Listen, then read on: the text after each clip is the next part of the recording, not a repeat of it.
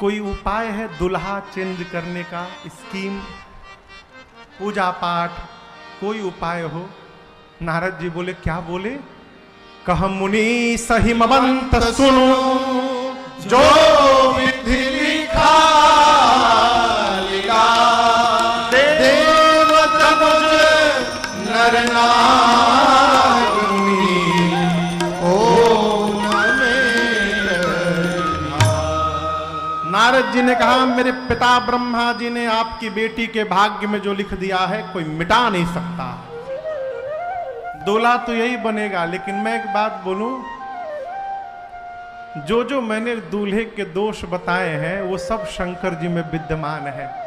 और यदि बाबा से आपकी बिटिया का विवाह हो गया ना तो कल्याण हो जाएगा। हिमांचल जी बोले, कैसे विवाह होगा? बोले, यही बताने के लिए आया हूं। यदि पार्वती जी तपस्या करेंगी तो भगवान शंकर अवश्य प्राप्त होंगे। ऐसा सुनकर मेरी मां पार्वती ने कठोर तपस्या की। हजारों वर्ष मां ने वन में जाकर छोटी आयु में तपस्या की।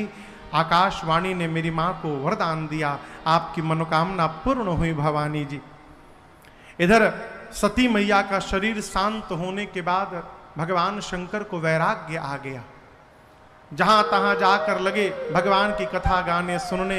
एक दिन राम जी प्रकट होकर के बोले, बाबा मैं कुछ मांगूंगा तो देंगे? शंकर जी बोले, आज्ञा करिए प्रभु। राम जी ने कहा, जाए विवाह हो शैलज ही, यह मोहि मांगे दे। मैं मांग रहा हूं, आप जाकर पार्वती जी से विवाह करिए।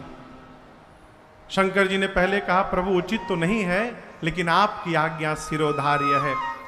अब यहां दर्शन करिए।